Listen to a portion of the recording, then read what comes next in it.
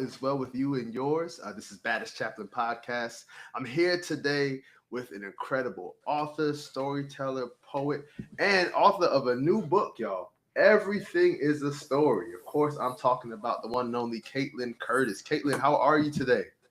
I'm great. Thank you for having me. Of course. Look at us being book twins. We're ready. I We knew the know, assignment. we did it. Oh we did it. We did it. We yeah, did it. well done. Exactly.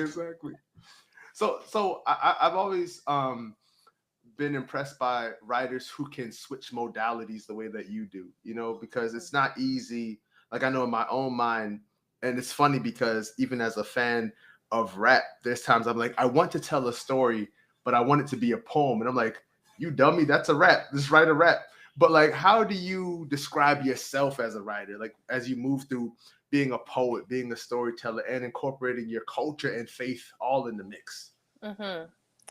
Yeah, well, it's so interesting even like having to write a bio because I constantly Yeah. am like, how do I want to, like, who am I and how do I want to like tell people who I am? Because that's the first thing people read is a bio. So they're like, what am I giving them right away, And that's why, like, in my bio, I put poet storyteller with a hyphen, like it's Right. hyphenated to be this thing that is connected and goes together, because that's just how it feels inside of me. Hmm. Is that so much of poetry is a story, Yeah. is this very like spiritual practice of storytelling, and that's Hmm. just who I am. So um being able to claim that is really important. And I've recently really had this um really beautiful, tender, like, and powerful revelation that I've always been a poet, like, Yeah. and a storyteller. And that's even like, I mean, in a previous life, I was a singer songwriter. I still write music, Hmm. but I haven't recorded in a while. But even that, like, I've been writing songs and poetry since I was like 7 years old, and it's Yeah. always been like what I needed, And I would channel other people's trauma or like joy or whatever, and I would Uh-huh. write. It's like I was reading through some of my old journals, and like some of the songs and poems are like pretty dark, but it Right. wasn't mine. It was like I was trying to feel the world around me and For like sure. create something with it. And so I Yeah. think that's always been a part of me. And I talk about like that words are my medicine, Hmm. and they're mine. And also, like, what I hope to give to other people is that words can be like a balm. They can be medicine in a really difficult world. Totally.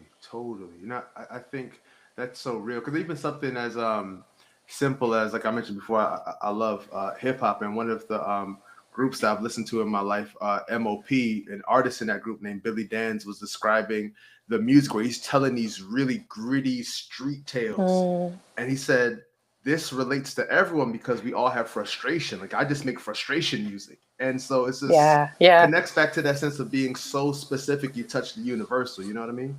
Yes. Yeah. I Yeah. love that. I Oh, love for that. sure, for sure. So, in that same vein, we talked about this book at the beginning. Everything is a story. This is your new book. Can you tell us what inspired this book and what you hope readers will take away from it?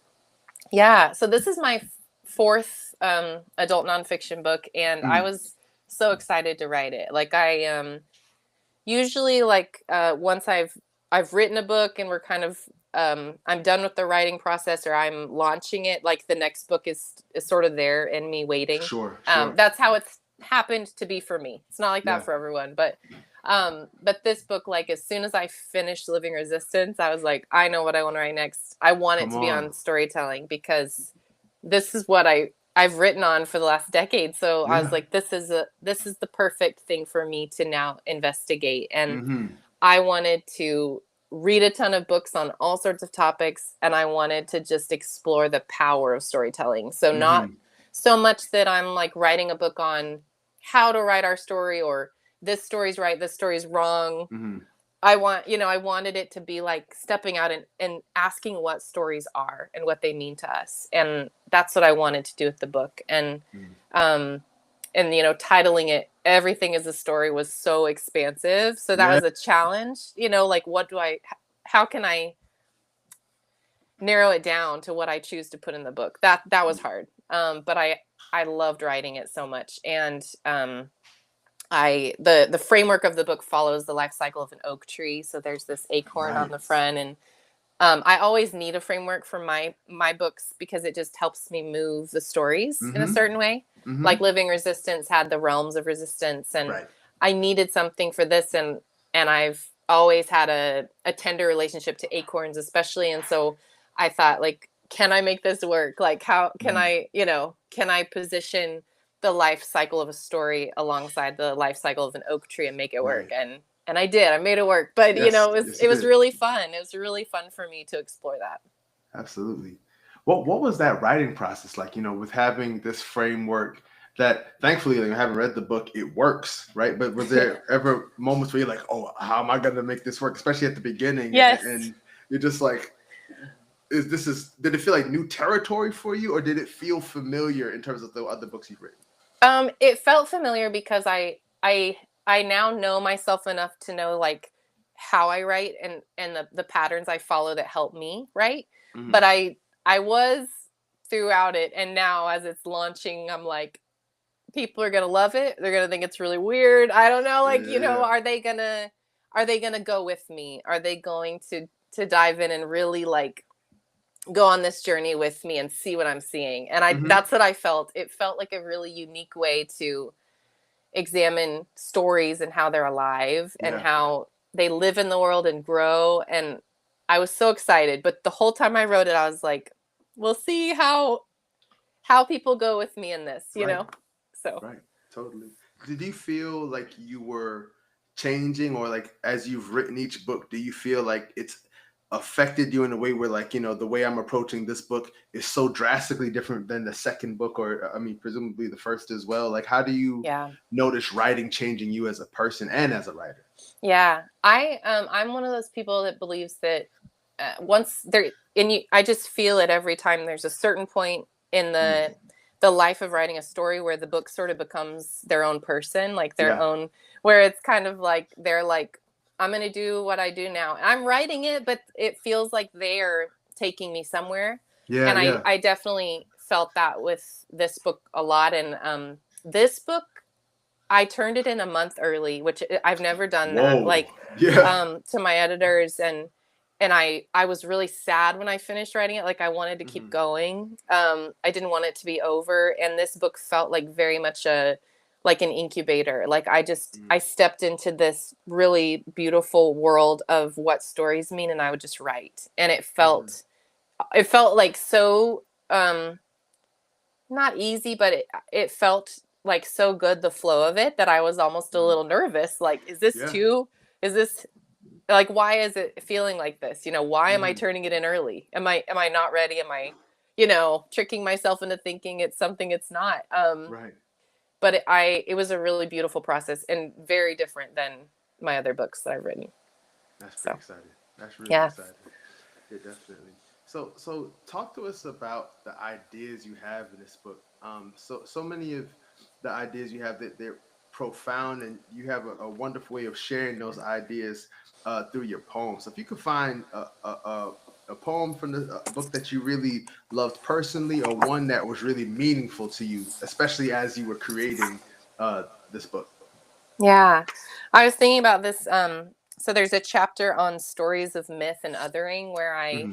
I kind of draw this line between, like, I start with talking about Bigfoot and Sasquatch stories, and then I thread it to like the burning times or the witch hunts and throughout Mm. history, and Hmm. how that line of othering the Yeah, outsider, and how we even use religion in order and culture to do that. And so totally.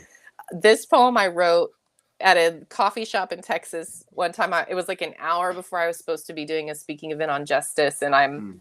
like researching the witch trials, and which is something I've always been interested in, but I was just reading deeper into it, and getting so angry. And so Hmm. this is like an anger poem. I share a lot about how in myself I feel this reality that I can be gentle and fierce. I can be Hmm. soft and a fierce truth teller. That those things that we say don't go together happen to both be a part of me, Right.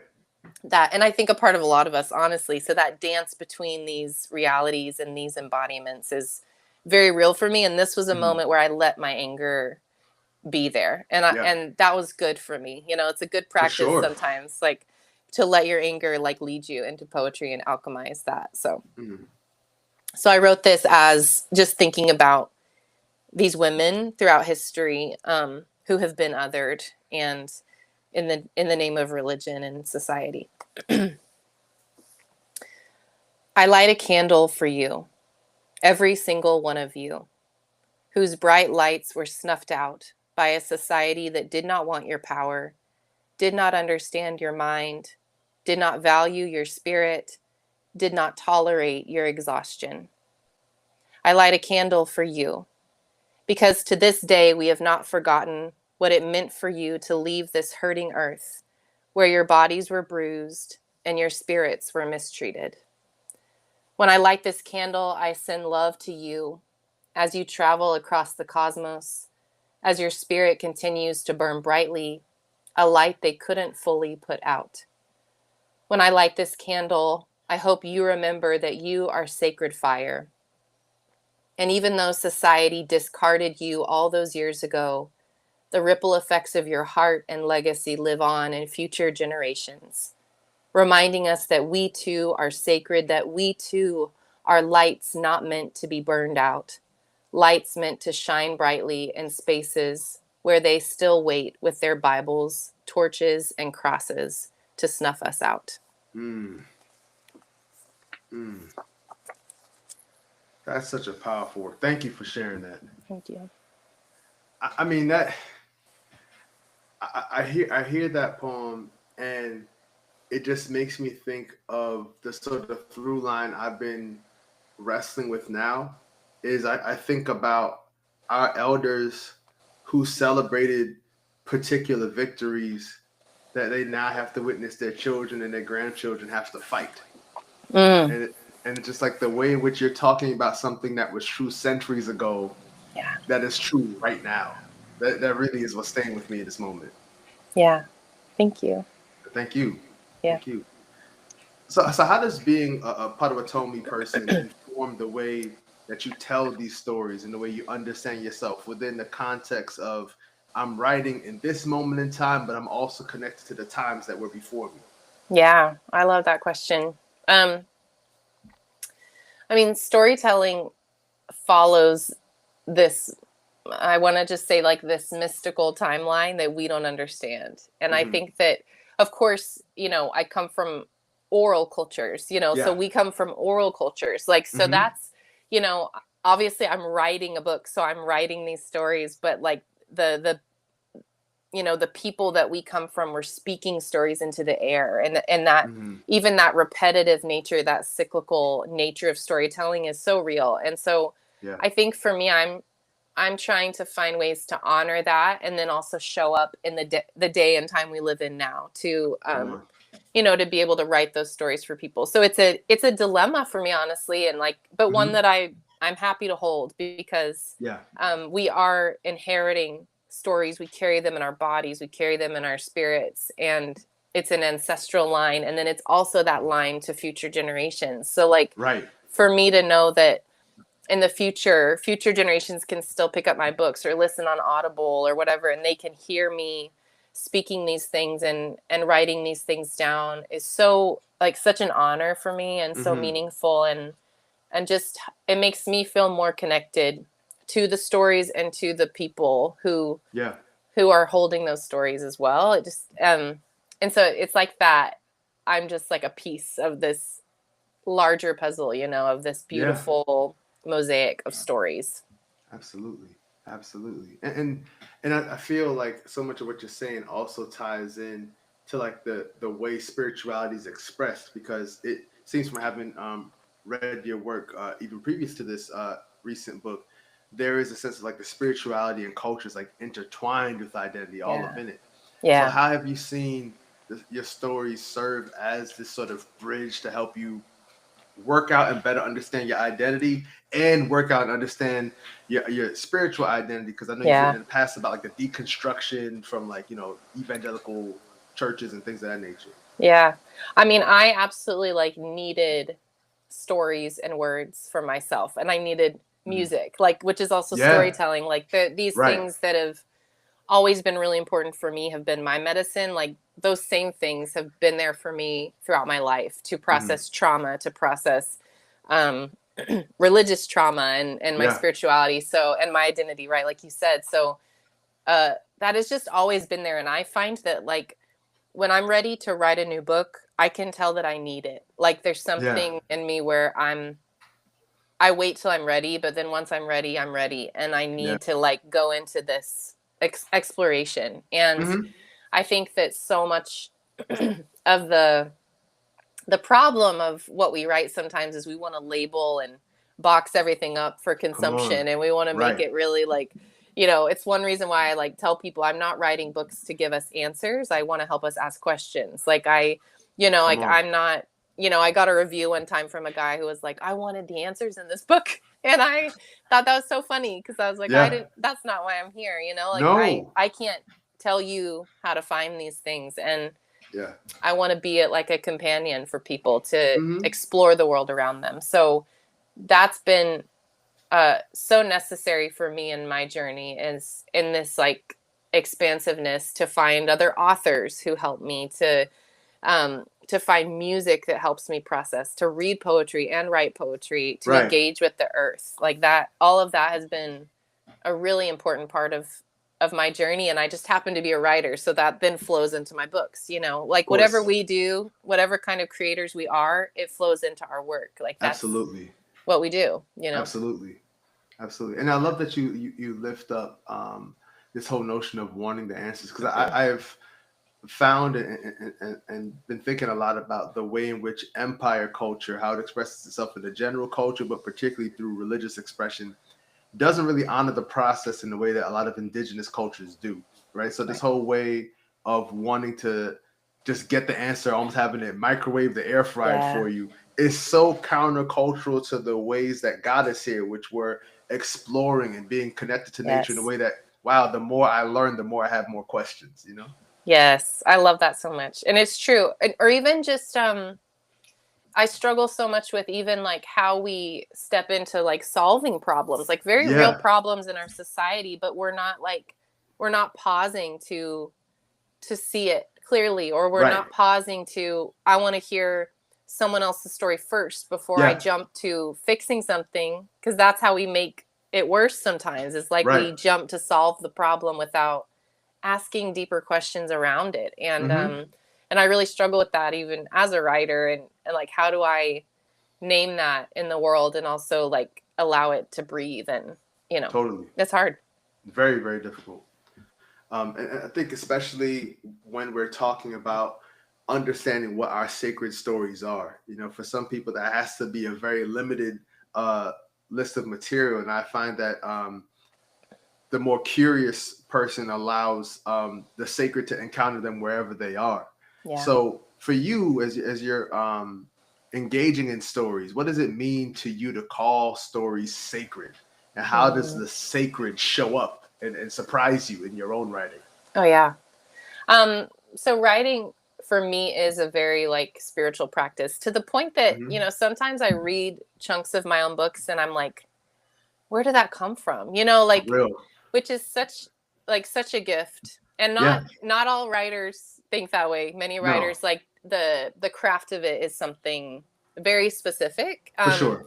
And I, of course, am crafting it, but it is deeply spiritual for me. Like, I won't sit down to work on my books any day unless I know that my energy is in the right place. And that's very much an indigenous belief as well. Like we show up to ceremony, or we show up in a good way, right? We're trying to honor, where is my energy at today? And because I know that what I'm like typing into this computer and putting into this book is my medicine. So am I giving good medicine, you know? And that to me is the spiritual work of it, is how am I taking care of myself, my thoughts, my actions? I'm showing up to this book with all of who I am, you know, how am I honoring that? And in doing that, honoring the person who's going to read it. And that is such a spiritual practice for me. And I find just so much joy in that process. Like it's helped me, I think, just expand my beliefs and understandings and questions of the world around me. And I'm really grateful for that journey, even if it's sort of done in public through my books. I know so many people are asking the same questions. So if we can be there for each other through the books we write, like that's such a gift. Yeah, absolutely. And just having the sort of vulnerability to know that you don't have the precise answer, because I think there's a way that empire will make it feel like writing has to just be scientific when Yeah. it is art, and art will Yeah. allow you to encounter the sacred and just sort of the unexpected in ways that you otherwise couldn't be prepared for. Yeah. I remember when I was writing Living Resistance and I created this cyclical framework of the realms, I was like, oh, we were talking about the subtitle for the book or something, and they put the word vision in the subtitle, and I literally, what my mind went to is like, I'm standing in like a boardroom full of like older white men in suits, and I'm trying to present my book to them. And I thought, if the subtitle has the word vision in it, they won't take me seriously, so we need to change it. And then eventually I realized, like, no, a vision is way more powerful than a framework, like that. I don't need to use the colonial language to get the gaze of these white men in suits. Like, I need to be who I am in the world, and then still show up in those spaces and do this subversive work of helping them understand, what this is. And I think about that a lot, just for myself. Like, how am I showing up to the work in empire, in these spaces that are colonial and really difficult? And we have to be true to what we write and believe in it, No question. So as you move through the world as an Indigenous woman, poet, and storyteller, especially when you have to go into those spaces, because we can't avoid those spaces entirely. That's not the reality we live in. No. What responsibility do you feel that you carry when you write, you share your work, when you show up in these spaces? Yeah.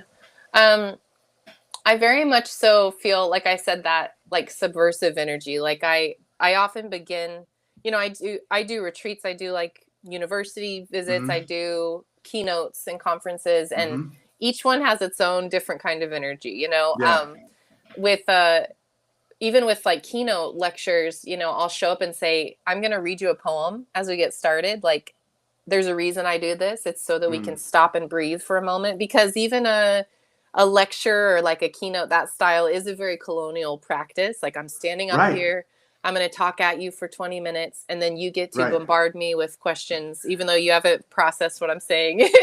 So, no chance. The whole thing, So I'm very like, I had to learn over the years as a speaker, like, I need to be who I am. I'm not going to show up and pretend to be overly academic or try to, try to impress. Like, I have to show up as I am and trust that whatever I'm bringing will reach people. And if they don't let it reach them, then that's not on me. Like, I have to let it go. And so that's how I've approached my work, is I'm going to read poetry. I'm going to tell the truth. I'm going to invite them into the truth telling. We're going to go on that journey together, and then I'm going to leave, and they have to decide who they want to be once I'm gone.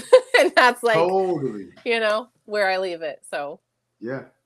Now, I think that's so much more of a freeing way to move through the world, because, as you spoke about, like this, the keynote lecture, I think about all the lectures I've witnessed where you could tell someone came into the room with their comment locked and loaded, and they get to that microphone and they say, this is more of a comment than a question, and they lecture you in return. And it's just like, man, you didn't hear a word I said. You just had everything you had in your mind already. Exactly. I stopped doing Q&As, live Q&As for my speaking events, because I was realizing, like, this feels like a violence to me as an Indigenous woman, like coming and bringing these things and then having that constant bombardment. Like, that's not a reciprocity, because they haven't had time. If it's a retreat setting where you're like, we're sitting and we're working through this stuff together, that's very different than that other context. So, so I do like questions ahead of time, or they have to write them down and I get to choose the ones I answer, because it's just setting up. And I hope other people will consider, especially like BIPOC folks or folks from oppressed, groups, like that is really important, because Totally. even a speaking event can be a dangerous space for us. Like it's not, and we're there giving our stories and sharing Yeah. our work, and it should be held in that safety. So we need Yeah. to protect ourselves too. No And question. that's a huge part of the work. Yeah. No question. And it makes me think about all the different ways and mediums through which we deliver the truth. I Yeah. often, whenever I have like comedians on the show, I talk about how, as a minister, I was like, we're working the same corner. We're just Yeah. saying it in very different ways, but we're Yeah. working the same corner. Yeah. And I think about poets in the same regard. Poets have this responsibility of delivering the truth, perhaps in an abstract way, perhaps in a very visceral way, depending on the poet. But what Yeah. sort of role do you find poetry playing in your own storytelling when it comes to capturing truths that prose can't contain? Yeah. Yeah, poetry is extremely visceral, and it's extremely like, at least for me, like Mm-hmm. written in that moment. Like there's a poem in the book that I write about, Saint Bridget and Mm. Jesus. Yeah, And yeah. it's this poem that is about, for me it was a poem about my own spiritual journey, honestly. And when I Mm-hmm. finished writing it, I cried. Like I just sat there and cried for a little while, Yeah. because it was so um evocative for me, and it Mm. brought up so much in me. But I wrote it quickly, got it out of my Yeah. body, and then it Yeah. was just there, and I reread it and just sat with it, and felt it so deeply. So Mm-hmm. poetry is this whole world that can hold us. And I appreciate you talking about how powerful poetry is, because sometimes in the US I don't feel like we value poets Yeah. in ways that other places might. Like Mm-hmm. um, I've been doing some work in like the UK and Northern Ireland, and Mm-hmm. just sitting with like the power of the poets there. Like they honor the Mm-hmm. prophetic like word of their poets so much, and Totally. like to speak to politics, to speak into history, and like that is what poets do everywhere, Yeah. all over the world. That is Yes. what we do. We are speaking truth to power. We are naming things that people don't know how to name, and we're putting that Mm-hmm. into poetry, and we shouldn't underestimate it. It's Not at all. incredibly powerful. Not at all. Absolutely. And I think, especially in this moment that is so dominated by the myth making of empire, and has to sustain itself on cruelty rather than honesty or compassion. Mm, And yeah. like I'm just thinking about this opportunity that storytellers like yourself have to be instrumental in our collective healing. So Yes. do you see yourself when you're like writing this, or is it something like after the fact where you're like, I see how this text I've written, this poem I've written, is a tool for healing both myself and my neighbors. I certainly hope for that, and I certainly Yeah. doubt myself too. Understood. Like I Understood. am, I have these moments where I'm like, this is gonna find somebody, and it's gonna be what they need. And then I have these moments where I'm like, sharing a poem today is just not enough. And Yeah. my like not enoughness feels very real. Like but it is enough. And I Yeah. think that we need to remember that, and remind each other Hmm. too. So when I meet other poets, when I meet musicians, like I want them to know how much their work in the world means, because we all Absolutely. feel that. We all feel Right. like we're not enough, and Yeah. we are enough, and we're doing Totally. really important work. Totally. And you never get to, at least what I tell myself, is like you never get to see the full impact of what you've done. Right? Like, Yeah. there are poems you've Yeah. written that that person whose life was changed by it's never going to be able to tell you that. But just Yeah. knowing that you got it out into to the world is going to be the transformative nature of it. Yeah. Yeah. Absolutely. I have a poem I wrote like a few months ago that I turned into a song.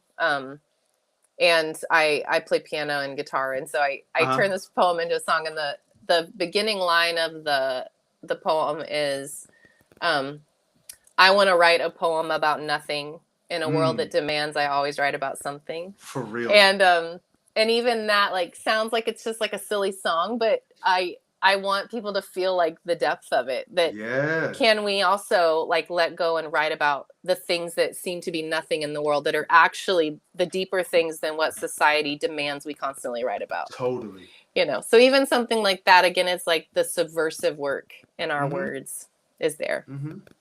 No question. No question.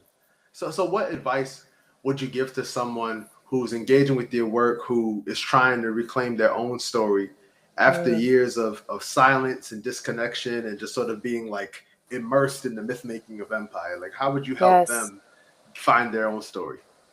Um, you've got to get the noise out of your head. Like, Yeah. you know, and you've got to spend time like honoring who you are and what your Mm-hmm. story is. And that's Mm-hmm. like because our writing flows out of who we are and how we're spending time with our own souls and our own Yeah. stories. And so um I've so a few weeks ago I ended up getting shingles from the Oh stress of no. launching my book. Like Oh I've, you know, no. it was like this, Uh-huh. it's go time. I have to now like dive into the work, and I Yeah. was stressing myself out so much, you know, I was Right. forgetting my own story and who I am. And so Mm-hmm. my body was letting me know. And I ended up like I set like downtime on my phone for social media. So it, you know, it Mm. doesn't come on until a certain time in the morning and then it shuts off in the afternoon. So Pause wisdom. I basically shortened my work day because I I had so much noise in my head. Yeah. And social media, totally a part of our life, totally Right. an important tool. Right. But we can and we do allow it to go way too far and seep too deeply Mm-hmm. into us. And Agreed. if we want to honor and reclaim and pay attention to our stories and then write them and speak them, that takes work and it takes Yeah. patience and time and a lot of care. And Yeah. we can't show up to it in the same way if there's noise in Mm-hmm. our heads and in our hearts. So it Yeah. really, I think, is a really important spiritual practice. I Mm-hmm. journal a lot. Like Great. write out the things that are happening in your heart. Pay Mm-hmm. attention to your dreams because Mm-hmm. dreams are important and they tell us who we are and they Right. speak so much truth to us. You know, all of that is part of reclaiming who we are from a society and a world that wants to tell us who we are. And again, that's where Mm. like as writers, we should find ways to even like subvert those labels that are put on us Mm-hmm. constantly. Like, who are we at the core of who we are, not just like what everyone tells us we should be and we are. Totally. And that takes time, but it's a beautiful journey. So I would encourage that, to step out of the noise, to get quiet, and to like Mm-hmm. deeply just invest in your own soul and see what's Yeah. there. Yeah. Totally it. Totally it. I'm thinking about the ways in which we think about belonging in the world.